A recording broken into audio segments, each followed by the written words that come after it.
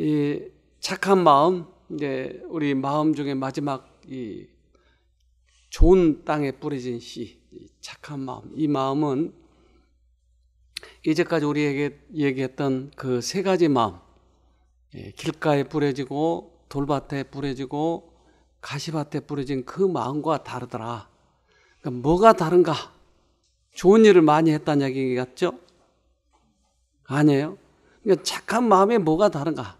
우리 돌짝밭은 마가복음 4장 16절에 또 이와 같이 돌밭에 뿌리웠다는 것은 이들이니 곧 말씀을 들을 때 즉시 기쁨으로 받으나 그 속에 뿌리가 없어 잠깐 견디다가 말씀을 인하여 환난이나 핍박이 일어나는 때에는 곧 넘어지는 자요.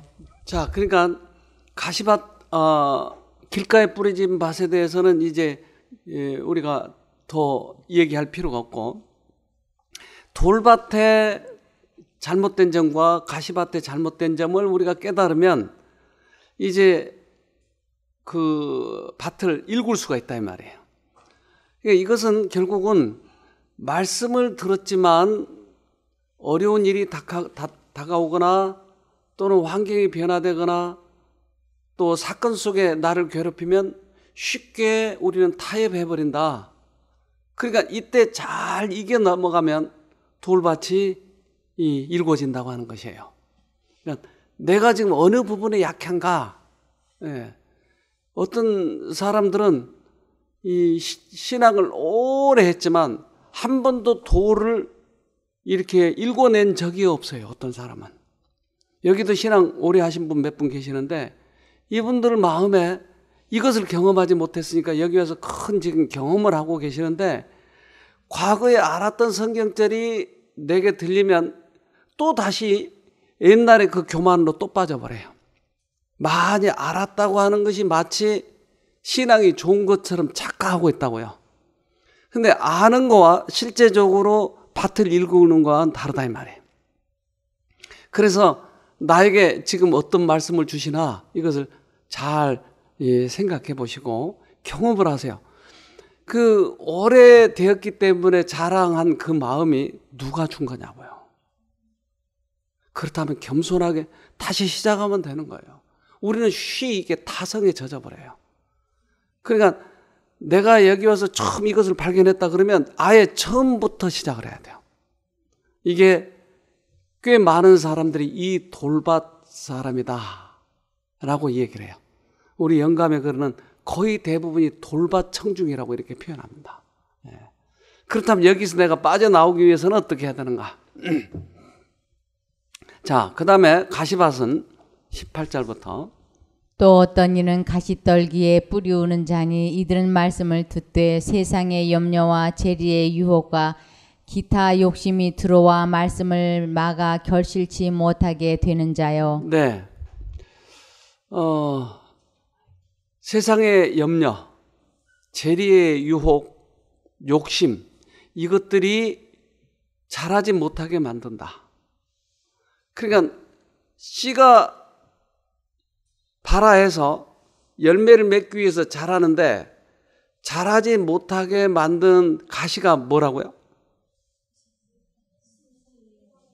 욕심, 염려 이런 것더라고요. 그러니까 우리들이 자라지 못하게 하는 그것을 알았으면 어떻게 하면 돼요? 이것을 가시밭을 제거해야죠. 어떻게 제거하죠, 여러분? 그래서 베드로는 이렇게 얘기해요. 사랑하는 자들아, 나그네와 행인 같은 너희를 권하노니 영혼을 거스려 싸우는 육체의 정욕을 제어하라. 그러니까 영혼이 자라야 되는데 이것을 거스리는 것이 육체의 정욕이다. 그러니까 육체의 정욕이 욕심이 자꾸 나를 괴롭히면 이것을 제거해야 자란다 이 말이에요. 그러니까 어떻게 제거하죠, 여러분? 예수님 부르는 거예요. 네. 그래서 우리가 그동안 오랫동안 배웠던 선택, 어느 쪽을 선택하느냐? MBC를 선택하느냐, KBS를 선택하냐. 근데 이게 쉬운 것 같지만 사실은 쉽지 않아요. 또 채널을 이렇게 고정해 놨기 때문에 채널이 고정이 돼가지고 좀처럼 이게 움직여지지 않아요. 왜요? 타성에 젖어 있기 때문에. 그래서 우리 지난번에 한번 그 새 술, 새 포도주 얘기할 때 마지막 그 결론 내린 게 사람들은 묵은 술을 좋아한다 한다. 묵은 포도주를 좋아한다 하느니라. 옛날에 습성대로 빠져 들어가려고 하는 것이. 그것이 나를 여기까지 이끌고 왔는데도 또 다시 습성대로 가려고 하는 거예요. 저는 참 이상한 것을 발견하게 됐는데 사람들이 이제 예수님을 만나고 기뻐하고 하면서 습성이 바뀌어요. 예를 들면 도둑질 잘하는 사람이 도둑질을 끊게 된다고요. 또 술 좋아하는 사람이 술을 끊게 돼요. 그러면 이 사람이 예수님과의 관계가 끊어지면 어디로 가겠어요? 다시 옛날로 가요. 술을 좋아하던 사람이 도둑질하는 게 아니고 술을 좋아하는 사람이 또 술을 마시게 되더라고요. 똑같은 방향으로 가요. 여러분 그런 경험 해보나요? 예수님 만났을 때는 이게 다 끊어졌는데 내가 넘어지면 어디로 가요? 바가지 긁는 사람 또 바가지 긁는 거예요. 그냥 시금석을 우리에게 둬야 돼요. 아, 내가 바가지 잘 긁을 때는 떨어졌더라. 그런 경우가 많잖아요. 왜 그럴까요?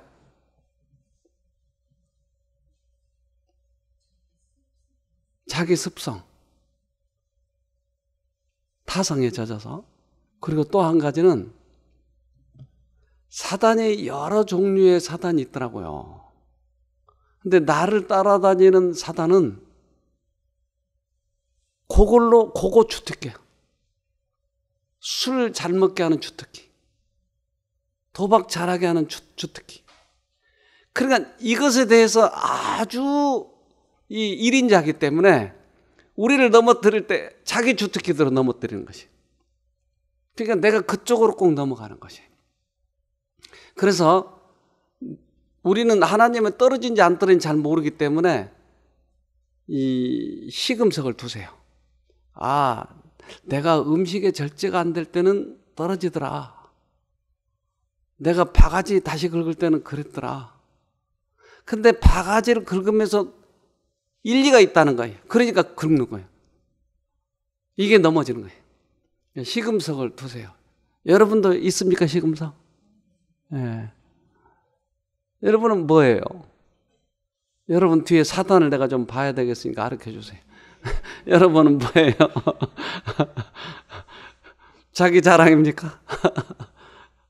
자, 그럴 때마다 우리는 선택을 하죠. 그래서 우리 인생에 있어서 선택력, 이것은 최고의 권리이자 의무입니다. 이게. 로마서 6장 16절에 너희 자신을 종으로 들여 누구에게 순종하든지 그 순종함을 받는 자의 종이 되는 줄을 너희가 알지 못하느냐. 혹은 죄의 종으로 사망에 이르고 순종의 종으로 의에 이르느니라. 자, 이것이 이 선택력을 사용하는 것이 우리들의 밭을 일구는 것이다. 우리는 하나님을 선택하든지 사단을 선택하든지 둘 중에 하나다. 이것이 밭을 일구는 거예요. 선택하려고 할 때에 따라서 사람들은 자기의 목숨을 다해서 선택해야 할 필요가 있어요.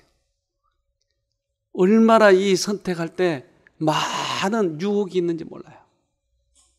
세상의 염려, 재리의 유혹, 정욕, 이런 것들이 나를 괴롭히는 것이. 이때 선택을 해야 돼요. 우리 인간 사실은 별거 아닌데 숨이 딱 끊어지면 그 다음부터는 아무것도 아닌데 그 살아있는 동안에 왜 그렇게 욕심을 부리려고 하고 자기 자랑하려고 하는지. 저도 이번에 어디 좀 갔다 왔는데 거기에 여러 사람을 만났는데 교회 오래 다닌 분들이, 그런데 자기 자랑을 여기까지 채우고 다니는 것 같아요. 그래가지고 입만 열면 튀어나오는 거예요, 자기 자랑이. 왜 저렇게 자랑을 하려고 할까? 나이가 70 그렇게 됐는데 교회도 50년씩 60년씩 다녔는데 왜 그렇게 자랑을 하려고? 어떤 사람은 딱 만나자마자 나 옛날 상급 공무원이었어. 왜 그게 그렇게 중요한지. 나를 만나자마자 나 옛날 상급 공무원이었대. 알아주지 않으니까 자기 자랑하느라고. 여러분 몇 급이었어요? 우리 하나 봅시다.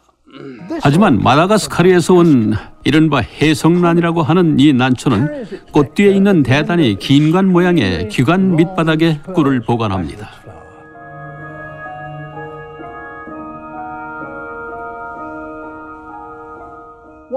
세상에 어떤 동물이 이처럼 크고 긴 관의 밑바닥까지 혀를 넣을 수 있을까요? 난초들의 수정을 연구한 다윈은 특정한 나방만이 가능하다고 주장했지만 그걸 본 사람은 없었죠. 이 주장은 그의 사후에 옳다는 것이 증명됩니다.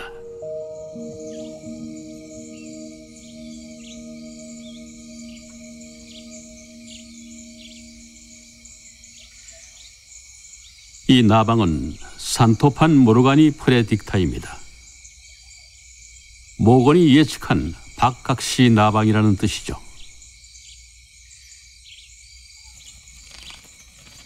특수 적외선 카메라를 통해 보면은 왜 녀석에게 이런 긴 혀가 필요한지 알게 됩니다.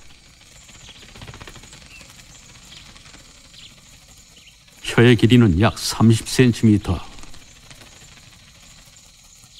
꽃 밑에 있는 관의 길이와 정확히 일치합니다.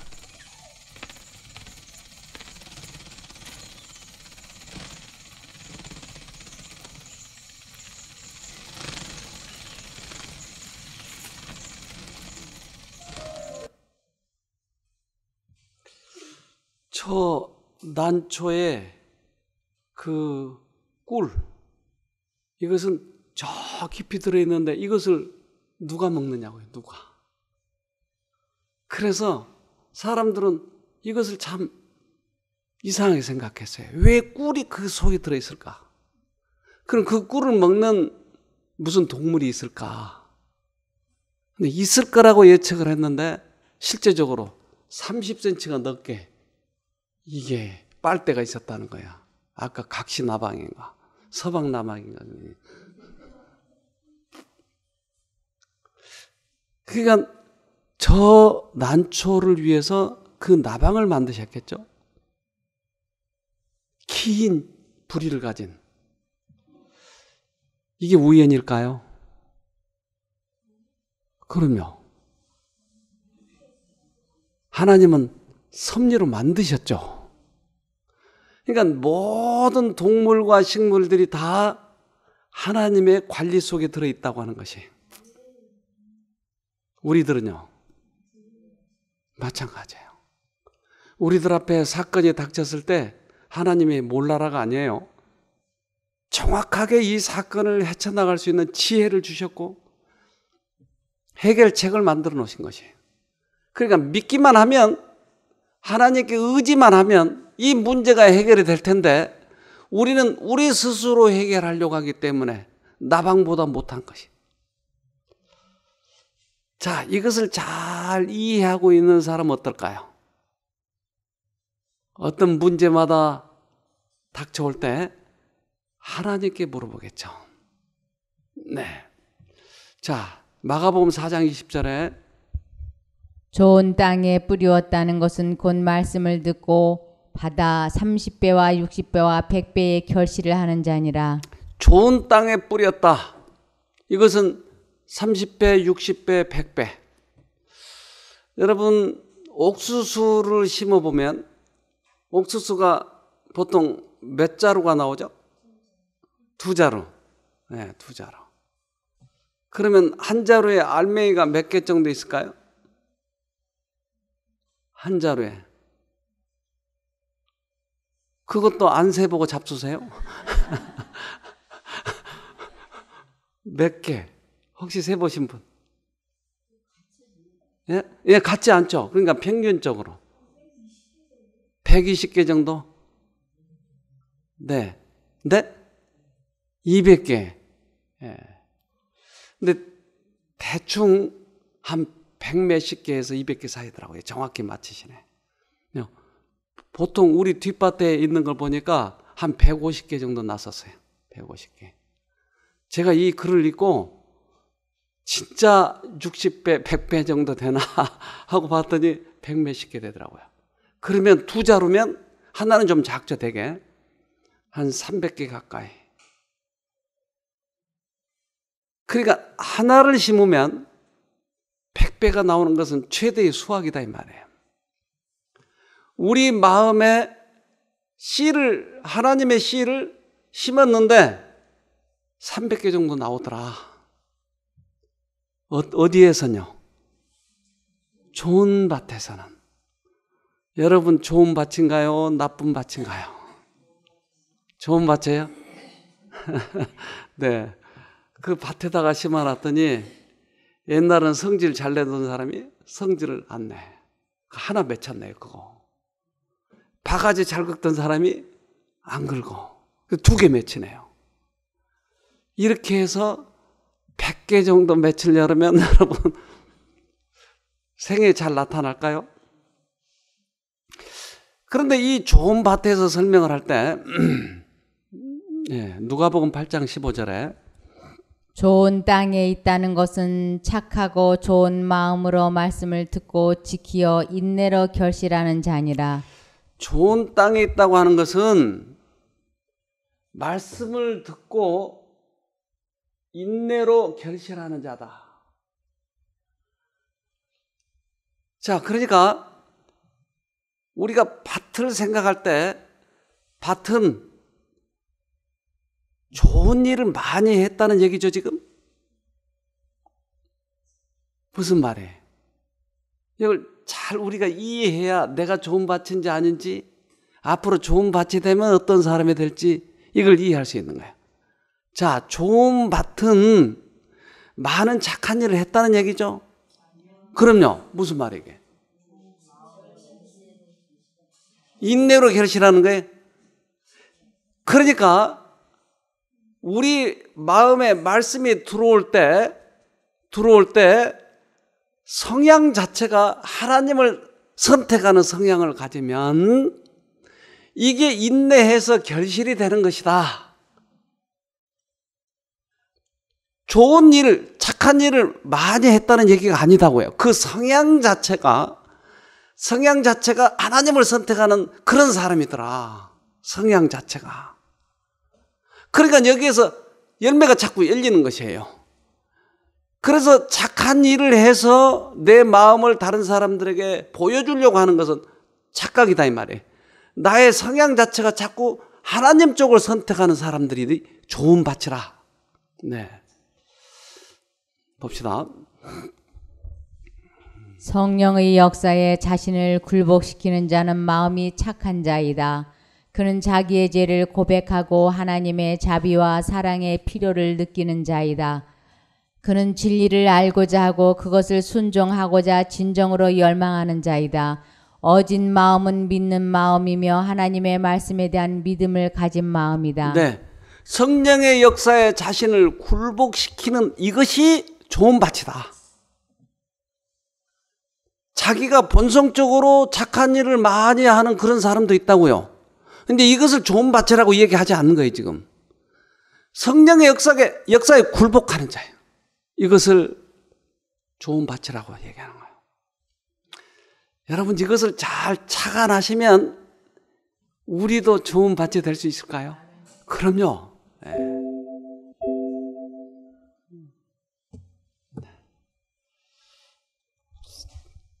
이러므로 우리가 하나님께 쉬지 않고 감사함은 너희가 우리에게 들은 바 하나님의 말씀을 받을 때에 사람의 말로 아니하고 하나님의 말씀으로 받음이니 진실로 그러하다. 이 말씀이 또한 너희 믿는 자 속에서 역사하느니라. 네. 우리가 말씀을 받을 때 어떻게 받으라고요? 어떻게? 하나님의 말씀으로. 이건 성경책 나한테 폼제라고 써준 거야. 이거 신학 공부하라고 써준 거야. 이게 아니고 그 말씀이 하나님의 말씀이기 때문에 내 속에 이게 심겨져야 돼. 그러니까 소중하게 받으면 우리들의 마음에 좋은 밭이다 이 말이게. 우리 마음이. 이게 키포인트네요. 그러니까 좋은 땅이라고 하는 것은 우리가 성경절을 많이 아는 것이 아니고 이것을 소중하게 받는 것이죠. 이것을 좋은 밭이라. 이 교회가 위기에 있을 때가 있어요. 하나님의 처음의 말씀을 이렇게 받아들 때는 너무 신기하고 그것에 대해서 감사하고 막 불이 일어나요. 근데 조금 세월이 지나면 교회도 잘 안 오고 냉랭하고 이렇게 바뀌어요. 왜요?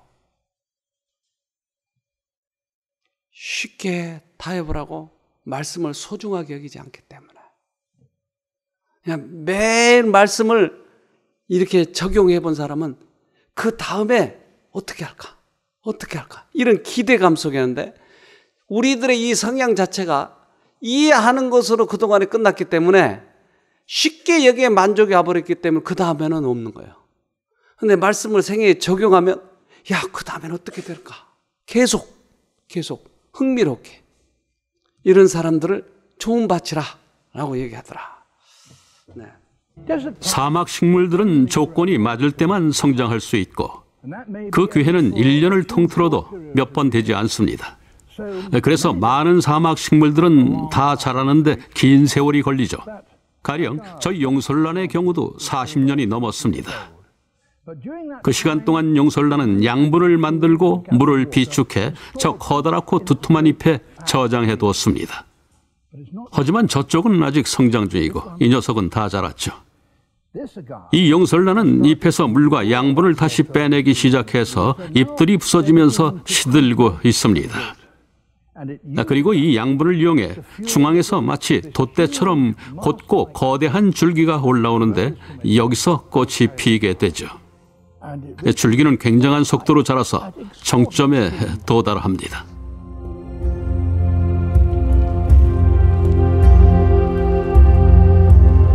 빠른 것은 하루에 25cm씩 자라기도 합니다.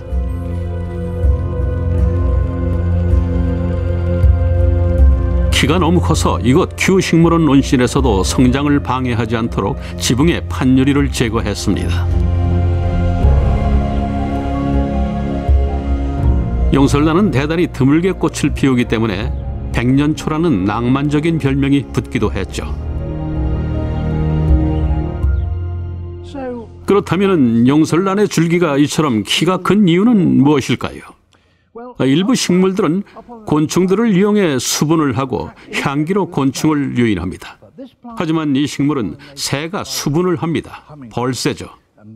그런데 새들은 후각이 거의 발달하지 않았기 때문에 이들을 유혹하려면 조류의 예리한 시각을 이용해야 합니다. 그래서 돛대처럼 키가 큰 줄기의 꼭대기에 밝고 화려한 꽃을 피우는 것이죠.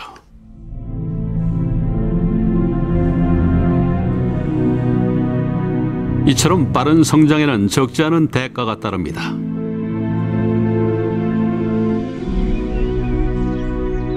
용설란에게 그 대가는 바로 죽음이죠. 저 줄기를 키워서 꽃을 피우는 것이 이 식물의 마지막 활동이 됩니다. 줄기가 다 자라고 수분이 끝나면 생을 마감하죠.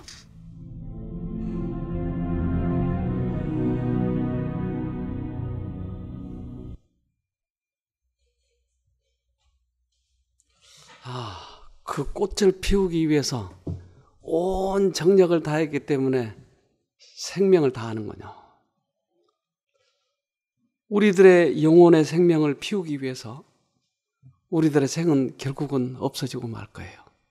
그러나 꽃은 피웠잖아요. 우리들의 품성이 꽃이 피워졌잖아요. 그러면 우리는 또 한 번의 생명을 살 수 있을까요? 그렇죠. 그것이 용설란이었네요. 저도 용설란이 저렇게 꽃을 피운 줄 몰랐어요. 40년 동안 자라서도 꽃이 안 피었는데 아마 이것은 60년 이상 자랐을 것 같아요. 우리들의 생명과 비슷하네요. 네. 꽃을 피우고 이것은 좋은 밭에 떨어진 씨 같아요. 네. 진리에 대한 지식은 사람의 지적 능력보다는 그것을 얻고자 하는 순수한 목적과 열렬하고 진실하며 단순한 믿음의 여하에 많이 달려 있다. 그러니까 어떤 재능과 능력의 문제가 아니고 그것을 얻고자 하는 그런 열망에 따라서 이 밭이 달라진다. 씨가 발아하고 하지 않는 거 달라진다. 우리들의 열망이래, 열망.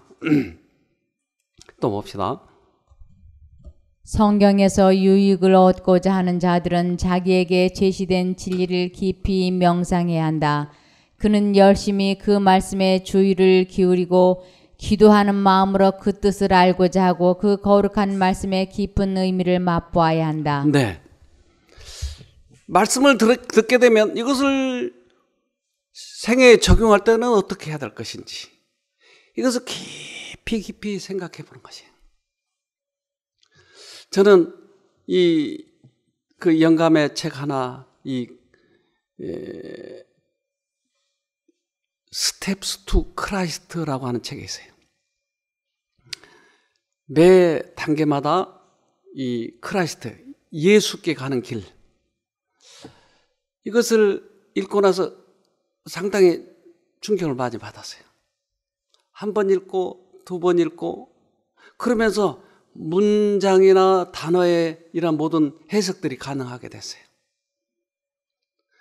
그런데 이것은 이해가 됐는데 실제 생활에서는 어떻게 적용할 것인가? 이것이 궁금했어요. 그래서 그 책은 매 단계마다 예수께 가는 매 단계마다 단계를 써놓는 것이. 그래서 읽고 내 단계가 어딘가. 회개를 이루려고 하는데 어떻게 하는 것이 회개를 이루는 것인가? 고백은 어떤 것인가? 이것을 보고 또 보고 또 보고 그러면서 100몇십 번을 읽었어요. 같은 책을. 이게 얇은 책이에요. 나의 생에 너무나 이 책은 귀중한 것이었어요. 어느 날 제가 그게 한국어, 영어로 이렇게 돼 있는 책이 있어요. 이걸 미국에서 오면서 내가 이것을 읽고 있었어요. 근데 미국 아줌마가 옆에 앉게 됐어요. 근데 자꾸 보는데 미국 아줌마가 나를 이렇게 쳐다봐서 내가 너무나 미남이니까 저 여자가 반했나? 근데 책을 보고 있었던 것이에요. 말하자면 영어로 된 것을 이렇게 훔쳐보고 있었던 거예요. 근데 한국에 가까이 오자 이분이 안달을 하는 거예요. 빨리 안 넘어가라. 그러더니 한국 가까이 오니까 나한테 그런 거예요. 그거 좀 빌려줄 수 있느냐고. 그러시라고.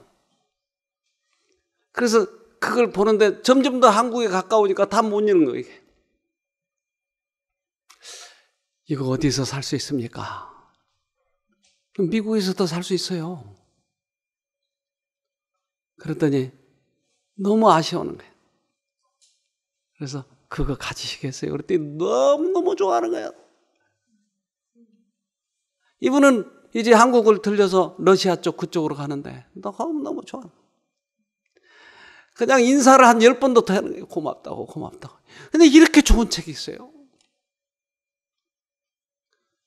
그 책에는 인생길, 우리가 예수님께 가는 길, 그것을 대목 써놨는데 난 우리 이 영감이 그걸 딱 압축해가지고 액기스로 만들어 놓은 책 같아. 이게.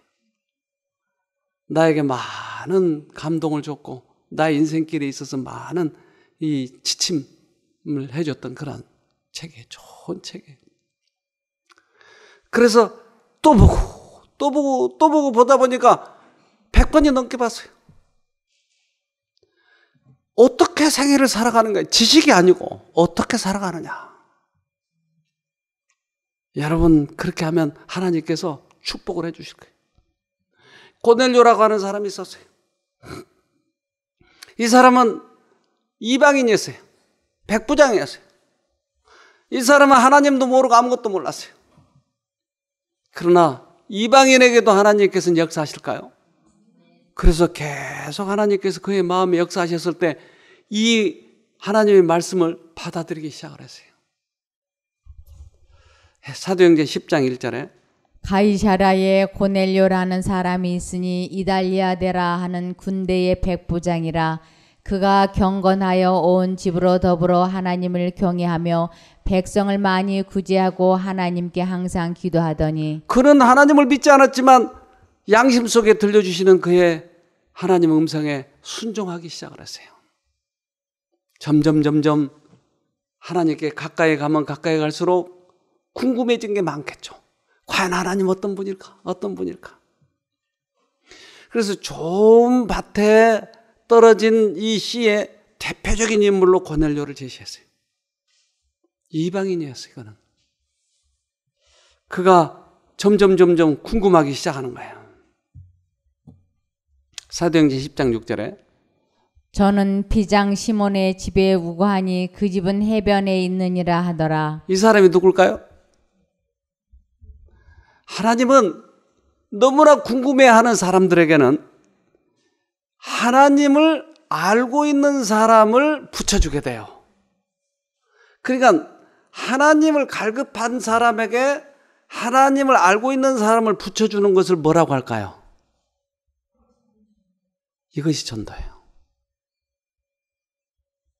그런데 성경은 대부분 그렇게 이루어져요. 이 나아만 군대 장관은 누구를 붙여줬어요? 게지바에 하나 붙여줬어요. 넷이 에디오피아의 넷이 누굴 붙였어요? 빌립을 붙였어요. 이것을 전도라고 그래요. 그러니까 이 베드로는 하나님을 알고 있었는데 이 사람을 이제 붙여주려고 하는데 베드로가 어디 있는지 어떻게 알아요? 그러니까 경기도 남양주시 별내면 용암리 308에 어디 같아요 이게 어디? 거기 가면 김아무개 있다? 이걸 가르쳐 주는 거예요. 그 집은 뭐 한다고요? 피장이 뭐죠? 예? 가죽 무엇을 만드는 집. 가죽 만드는 집인데 그 집은 해변로에 있다. 해변로. 몇 번지까지 가르쳐 준 거예요. 하나님이 그 고넬료에게 야 용암리에 가면 거기 있어. 거기 쉼터라고 있어. 알려주는 것이. 거기 갔어요.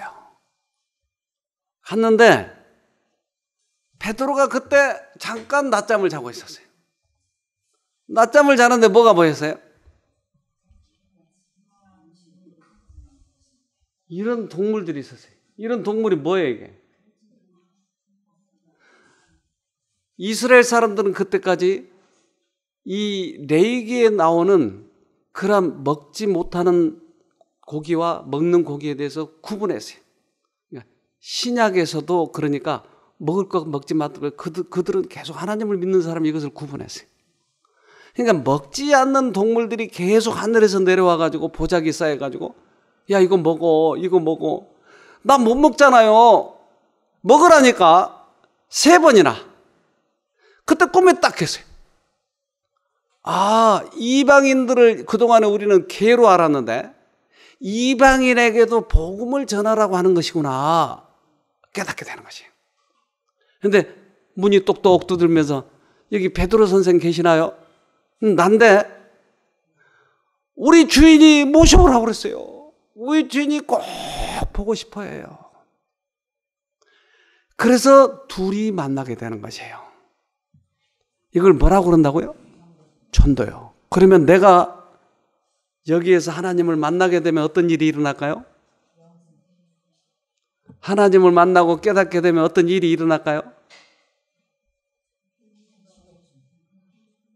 다른 사람들이 필요한 사람이 있을 거예요. 복음을 전해야 할 사람들이 있을 거예요. 내가 깨닫게 되면.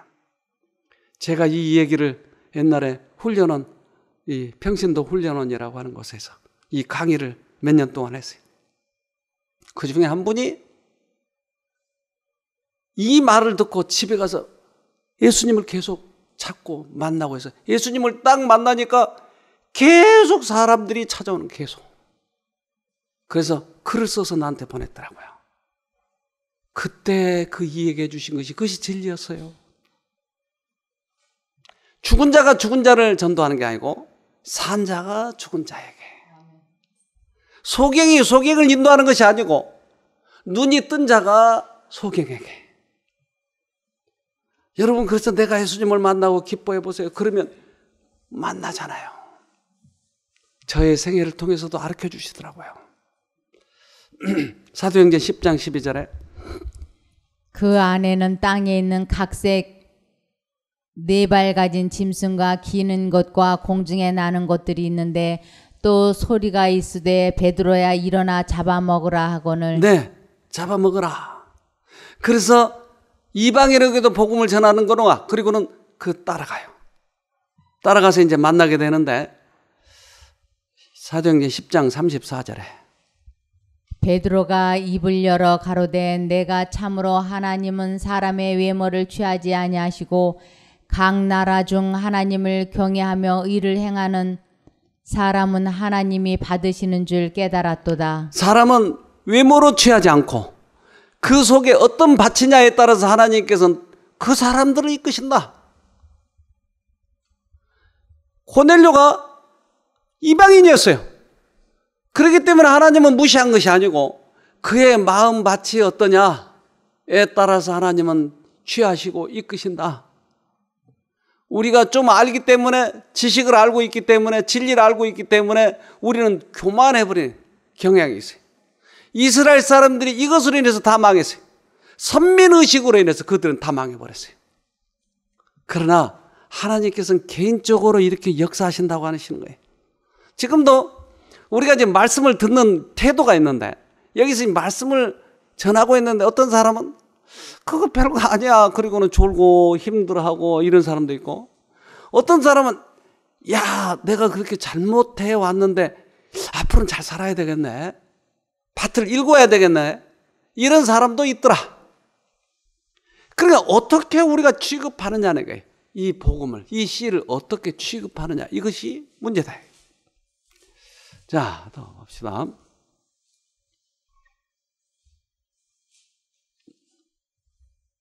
네.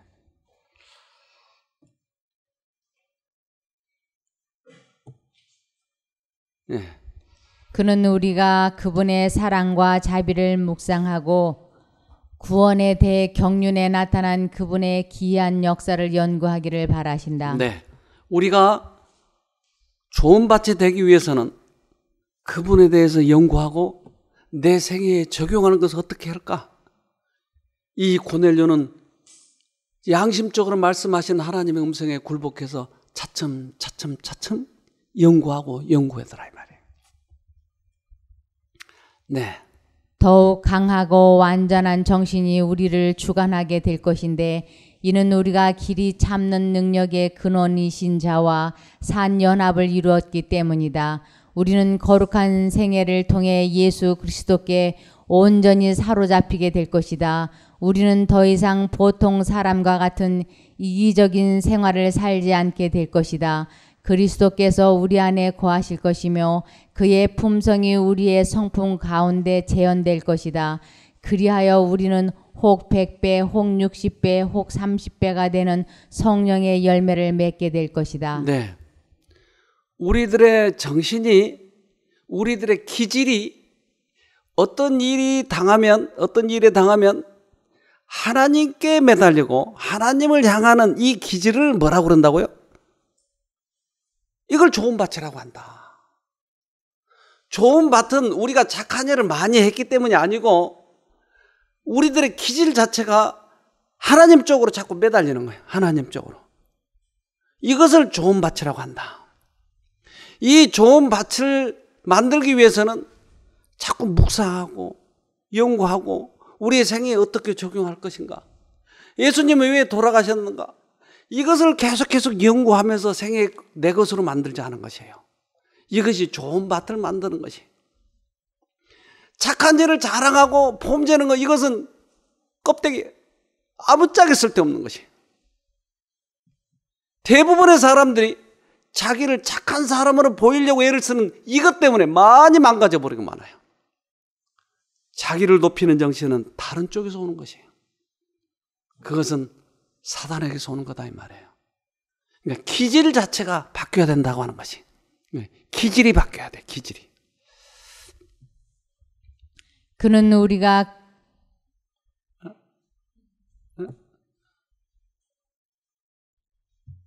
네. 마가복음 4장 28절. 땅이 스스로 열매를 맺되 처음에는 싹이요 다음에는 이삭이요 그 다음에는 이삭의 충실한 곡식이라. 열매가 익으면 곧 낫을 되나니 이는 추수 때가 이르렀음이니라. 네. 열매가 열리면 낫을 되는 것이에요. 왜? 걷어들이기 위해서. 이 추수는 뭐죠? 예수님이 우리를 하늘로 걷어들이도록 하기 위해서 재림하시는 것이. 나쁜 놈 없애려고 하는 것보다 더 중요한 목적은 이 열매 열린 사람들을 하늘에 걷어들이기 위해서. 이게 심판이더라. 이 심판. 씨를 심는 이유는 뭐예요? 그러면 열매를 바라고 씨를 심는 거죠. 우리 마음에 씨가 심어진 이유는 뭐예요? 우리들의 품성이 자라도록 하기 위해서 심는 거죠. 이 복음은 이미 너희에게 이름에 너희가 듣고 참으로 하나님의 은혜를 깨달은 날부터 너희 중에서와 같이 또한 온 천하에서도 열매를 맺어 자라는도다. 네, 복음을 깨달은 날부터 열매가 열리기 시작하는 거예요. 사람들에게. 온 천하에서. 온 천하에서. 그러니까 우리는 지금 이 살아가는 동안에 이 땅이 전부가 아니고 하늘이라고 하는 게 있기 때문에 이 땅에서 하는 일 중에 가장 귀중한 것은 바로 이 씨가 열매가 맺히는 것인데, 하도 정신을 못 차리니까 가끔 우리들에게 질병이 찾아오기도 하더라 이 말이에요. 그러면 이것이 계기가 되어서 우리들의 성향이 바뀌면, 좋은 땅으로 바뀌면 성공입니까? 아멘. 성공이게. 이게 성공이에요. 병만 낫고자 한다 그러면 의미가 별로 없죠. 이것이 계기가 되어서 열매가 나에게 맺히기 시작하는 그런 성향으로 바뀐다. 기가 막히잖아요, 여러분. 그래서 지금은 우리가 은혜 받을 만한 때인 거죠. 농부가 씨를 뿌리는 이유는 뭐예요? 열매를 바라는 거예요. 야고보서 5장 7절에 그러므로 형제들아 주의 강림하시기까지 길이 참으라. 보라 농부가 땅에서 나는 귀한 열매를 바라고 길이 참아 이른 비와 늦은 비를 기다리나니. 네, 농부가 길이 참은 이유는, 너를 살려두고 있는 이유는 너에게서 열매가 자라게 하도록 하기 위해서. 우리의 생명이 지금 계속 보존되고 있는 이유는, 목적은 이거 단 하나밖에 없는 거예요. 어떤 나무는 산에 올라가면 조금 자라다 말고, 아니면 다른 나무 감고 올라가기도 하고, 얼마나 귀찮게 하는 건지. 어떤 나무는 곱게 얼마나 길게 올라가는지. 우리 하나 봅시다. 바로 이것이 현존하는 나무 중 세상에서 가장 큰 나무인 거대한 세코이어입니다.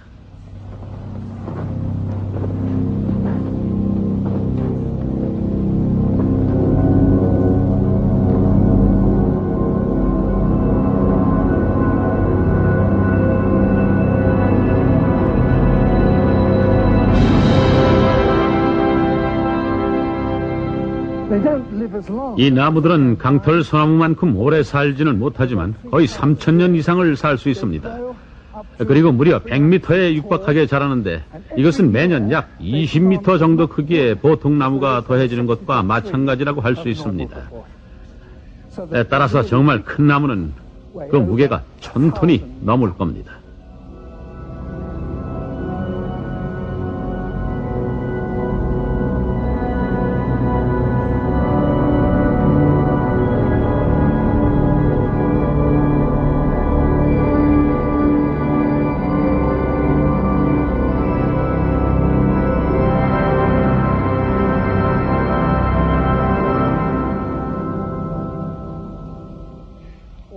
한 겨울 동안엔 몇 달씩 눈에 뒤덮여 있고 또 여름엔 더위에 시달려도 소나무과 식물들은 지상 모든 생명체 중 가장 크고 가장 장수하는 나무를 키워내온 것입니다. 그리고 이 일은 가장 단순한 재료들만으로 이루어집니다. 물과 땅속의 무기염분, 공기 중의 이산화탄소, 그리고 햇빛. 저렇게 크게 100m. 그리고 몇 년 산다고요? 예수님이 계셨을 때도 보고 있었을 거예요, 저 나무들은. 저렇게 큰 나무로 자라는 거예요. 여러분, 자라고 싶지 않으세요? 저렇게. 품성의 이 열매들이 열리면서 이 땅에, 어두운 땅에 우리들이 굳게 자라서 다른 많은 사람들에게 휴식을 주고 우리를 바라보면서 용기를 갖고 그런 세콰이어 나무 여러분 되고 싶지 않으세요? 예, 오늘의 선택이 그것을 좌우할 수 있습니다. 승리하시길 바랍니다. 기도합시다. 하늘에 계신 아버지, 좋은 땅에 심어진 씨가 무엇인지를 이제 알았습니다. 우리들의 선배들도 그렇게 살았던 사람들은 하늘에 갔지 않습니까? 그래서 아직 우리에게 남아진 여생, 이 기간 동안에 주님의 심어진 씨를 잘 심도록 하시고 또한 자라고 열매를 맺어서 꼭 하늘나라를 소유하는 사람들이 되도록 도와주시옵소서.